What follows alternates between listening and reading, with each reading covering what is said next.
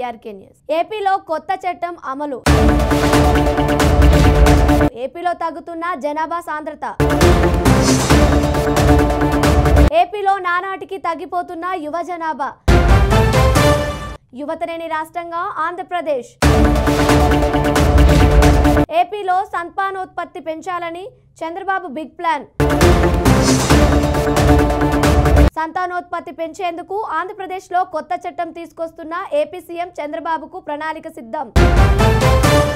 ఆంధ్రప్రదేశ్లో సంతానోత్పత్తికి సంబంధించిన ఏపీ ముఖ్యమంత్రి నారా చంద్రబాబు నాయుడు కీలక వ్యాఖ్యలు చేశారు. గత కొంతకాలంగా ఆంధ్రప్రదేశ్లో యువ జనాభా తగ్గిపోతున్నట్లు కొన్ని సర్వేల్లో తేలింది. దీంతో ఏపీ సీఎం చంద్రబాబు నాయుడు ఆందోళన వ్యక్తం చేశారు. ఏపీలో నానాటికి తగ్గిపోతున్న యువ జనాభాను పెంచేందుకు కూటమి ప్రభుత్వం త్వరలో ఓ చట్టం తీసుకురానుంది. దేశంలో జనాభా పెంచే ఏపీ ముఖ్యమంత్రి చంద్రబాబు నాయుడు కీలకమైన ఒక ముందడుగు వేశారు. దానికి తొలిగా ఆంధ్రప్రదేశ్తో నాంది పలకాలని చంద్రబాబు వెల్లడించారు. సంతానోత్పత్తికి సంబంధించిన ఏపీ శాసనసభ చేసిన చట్టం సవరణ ఆసక్తికరంగా మారింది. గత కొంతకాలంగా ఏపీ సీఎం చంద్రబాబు స్థానిక సంస్థల ఎన్నికల్లో పోటీ చేయడానికి 2 పిల్లలు ఉంటే మాత్రమే అర్హులనే నిబంధనను ఆయన తొలగించారు. ఆ నిబంధనను ఎత్తివేస్తూ చట్ట సవరణ బిల్లును ఏపీ శాసనసభ ఆమోదించింది. నిజానికి ఇది కొత్త విషయం కాదు. చంద్రబాబు చాలా కాలంగా ఎక్కువ మంది పిల్లల్ని కనాల్సిన అవసరం ఉందని యువతకు చెప్పుకొస్తున్నారు. ఇలాంటి చట్ట సవరణ చేస్తామని ఎన్నికల ముందు చెప్పారు. ఎన్నికల్లో గెలిచిన తరువాత కూటమి ప్రభుత్వం అమలు చేస్తుంది. ఆంధ్రప్రదేశ్లో రాష్ట్రంలో జనాభాలో యువ జనాభాను పెంచేందుకు ప్రోత్సాహకాలు కల్పించాలని నిర్ణయించింది ప్రభుత్వం.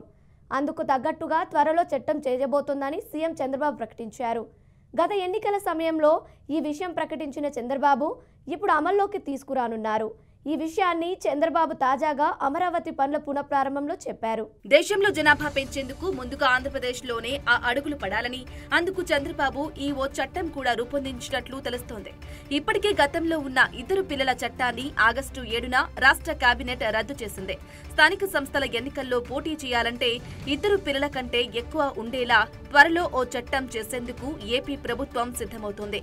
ఎక్కువ మంది పిల్లలను కలిగి ఉన్న కుటుంబాలకు ప్రోత్సాహకాలు అందించడం, దంపతులకు ఎక్కువ మంది పిల్లలు పుట్టేలా ప్రోత్సహిస్తున్నామని చంద్రబాబు తెలిపారు. 2 కంటే ఎక్కువ మంది పిల్లలు ఉన్నవారు స్థానిక సంస్థల ఎన్నికలలో పోటీ చేయకుండా నిరోధించే పాత చట్టాన్ని రద్దు చేసినట్లు చంద్రబాబు తెలిపారు. ఈ నేపథ్యంలో 2 కంటే ఎక్కువ మంది పిల్లలు ఉన్నవారు మాత్రమే పోటీకి అర్హులయ్యేలా కొత్త చట్టాన్ని తీసుకురాబోతున్నట్లు చంద్రబాబు ప్రకటించారు.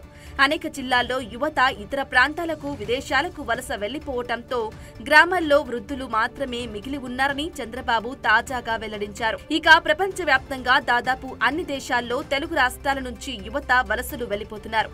ఇక దేశాల్లో, విదేశాల్లో అత్యధికంగా ఏపీ ప్రజలు ఉన్నట్లు తేలింది. ఇక భారతదేశంలో ఎక్కువగా యువత ఉన్న రాష్ట్రంగా తెలంగాణ రాష్ట్రం అగ్రగామిగా ఉంది. దీంతో చంద్రబాబు తెలంగాణ మాదిరి ఆంధ్రప్రదేశ్లో కూడా యువతను పెంచేందుకు ముందుకొచ్చారు. దేశంలో కుటుంబ నియంత్రణ అనే వ్యవహారాన్ని మొన్నటిదాకా గవర్నమెంట్ ప్రమోట్ చేస్తూ వచ్చింది. దేశ జనాభా విపరీతంగా పెరుగుతూ పోతున్న నేపథ్యంలో 2 పిల్లలు చాలు అంటూ ప్రభుత్వం ప్రచార ఉద్యమాలనే నడిపింది. అలాగే 2 పిల్లలకు పరిమితం అయ్యేలా ప్రోత్సహించడానికి రాజకీయ నిర్ణయాలు కూడా తీసుకున్నారు. 1994లో 2 కంటే ఎక్కువ మంది పిల్లలున్నవారు ఎన్నికల్లో పోటీ చేయడానికి అనర్హులని చట్టం తెచ్చారు. వాస్తవానికి ప్రపంచవ్యాప్తంగా భారత జనాభా విపరీతంగా పెరిగిపోయింది. ఎంతలా అంటే భారత్ కంటే పెద్ద దేశమైన చైనా దేశంలో ఉన్న జనాభాను సైతం భారత్ అధిగమించింది. నిజం చెప్పాలంటే మారుతున్న కాలమాన పరిస్థితుల్లో ఇప్పుడు చిన్న కుటుంబాలను ప్రమోట్ చేయాల్సిన అవసరం లేకుండా పోయింది. ఇదివరకటిలా ఉమ్మడి కుటుంబాలు లేకుండా మైక్రో ఫ్యామిలీలు పెరగడం, యువత ఉపాధి, ఉద్యోగ అవకాశాల పేరిట విస్తృతంగా ఇతర ప్రాంతాల్లో స్థిరపడుతూ ఉండటం, అలాగే దంపతులు ఇద్దరు ఉద్యోగులుగా ఉంటే తప్ప కుటుంబం నడవలేని ఆర్థిక వ్యయం పెరగటం, ఇతరాల కారణాల వల్ల అందరూ ఒక్క బిడ్డనే ప్రిపేర్ చేస్తున్నారు. యువతరం మొత్తం చిన్న కుటుంబాలని ఇష్టపడతారు. 2 పిల్లలు కాదు కదా, ఒక్కరు చాలు అనుకుంటున్న వారే ఎక్కువ. లక్షలకు లక్షలు జీతాలు ఆర్జిస్తున్న యువ దంపతులు కూడా రకరకాల కారణాల వల్ల ఒక్క బిడ్డతోనే సరిపెట్టుకుంటున్నారు. ఇలాంటి పరిస్థితుల్లో చంద్రబాబు నాయుడు మళ్లీ పెద్ద కుటుంబాలను ప్రమోట్ చేస్తున్నారు. 2 కంటే ఎక్కువ మందిని దండిగా పిల్లల్ని కనాలని అంటున్నారు.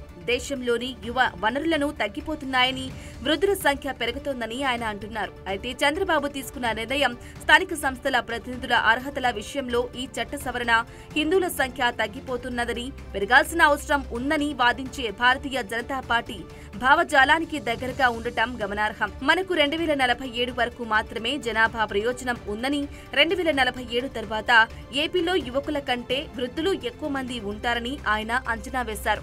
ఇది ఇప్పటికే జపాన్, చైనా, యూరోపాలోని అనేక దేశాలలో జరుగుతోందన్నారు. కాబట్టి ఎక్కువ మంది పిల్లల్ని కనడం మీ బాధ్యత అని తెలిపారు. ఇప్పటికే భారత్ పొరుగు దేశమైన చైనాలో పెద్ద ఎత్తున జనాభా తగ్గిపోయింది. ఇక చైనా వ్యాప్తంగా యువత శాతం భారీగా పడిపోయినట్లు పలు అంతర్జాతీయ సంస్థలు కూడా వెల్లడించాయి. ఇక చైనా భవిష్యత్తులో చైనా జనాభాలో 50% జనాభా వృద్ధులు ఉండబోతున్నారు. ఇందులో ఎటువంటి సందేహం లేదు. ఈ విషయం చైనా ప్రభుత్వానికి సైతం తెలుసు. అందుకే చైనా ప్రభుత్వం చైనాలో జనాభా పెంచే పనిలో పడింది. ఇక ద్వీప దేశం జపాన్ కూడా ఇదే పరిస్థితి ఎదురైంది. నిజంగా ఈ ప్రపంచంలో జనాభా ఎక్కువగా ఉన్న దేశం ఏది అంటే 1-2 ఏండ్ల వరకు చైనా అనే చెప్పాలి. ఇప్పుడైతే భారత్ ముందు స్థానంలో ఉంది గాని గతంలో అయితే ఆ స్థానం చైనాదే. ప్రపంచ వ్యాప్తంగా చైనాలో అత్యధిక జనాభాతో ముందుకు దూసుకుపోతుంది. ఆ తరువాత ఒక ఇంటికి 2 పిల్లల్ని కనాలి అన్న చట్టం తీసుకొచ్చింది చైనా ప్రభుత్వం. ఒకప్పుడు జనాభా నియంత్రణ కోసం అమలు చేసిన కఠిన నిబంధనలు ఇప్పుడు చైనా పాలిట శాపంగా మారాయి. 2022 నాటికి చైనా జనాభా ప్రపంచ జనాభాలో 6 వంతు కన్నా ఎక్కువ. అక్కడ 4 దశాబ్దాల్లో ఆ దేశ జనాభా 66 కోట్ల నుంచి 140 కోట్లకు పెరిగిపోయింది. కాగా తాజా అంతర్జాతీయ గణాంకాల ప్రకారం ప్రస్తుతం చైనా జనాభా సంక్షోభమును ఎదుర్కొంటోంది. చైనాలో జనాభా లేక దేశవ్యాప్తంగా 2023లో 14,808 కిండర్ గార్డెన్లు మూతపడినట్లు చైనా విదేశాంగ నివేదిక వెల్లడించింది. మొత్తం దేశవ్యాప్తంగా 2,74,400 కిండర్ గార్డెన్లు ఉండగా ప్రస్తుతం 2,59,592 మాత్రమే పనిచేస్తున్నాయని నివేదిక వివరించింది. ఇక చైనా బాటలోనే జపాన్ కూడా జనాభా సంక్షోభంను ఎదుర్కోబోతుంది. ఈ ప్రపంచంలోనే 3 అతిపెద్ద ఆర్థిక వ్యవస్థగా అవతరించిన జపాన్ ఇప్పుడు ఓ జనాభా సమస్యతో ఆందోళనకు గురవుతుంది. జపాన్లో ప్రతి సంవత్సరం జనాభా శాతం తగ్గుతూ వస్తుంది. వరుసగా 15వ ఏడాది జపాన్లో జనాభా తగ్గింది. జన్మిస్తున్న వారి కంటే చనిపోతున్న వారి సంఖ్య అధికంగా ఉంటుంది. జపాన్ మొత్తం జనాభా 2009లో గరిష్టంగా 128 మిలియన్లు నుండి 2020లో 125 మిలియన్లకు తగ్గింది. 2024 జనవరి 1 నాటికి అక్కడి జనాభా 12,49,00,000 ఉంది. గతేడాది 7,30,000 మంది జన్మించారు. 15,80,000 మంది మృతి చెందినట్లు మంత్రిత్వ శాఖ డేటా వెల్లడించింది. 2050 నాటికి ఇది 104 మిలియన్లకు పడిపోతుందని UN అంచనా వేసింది.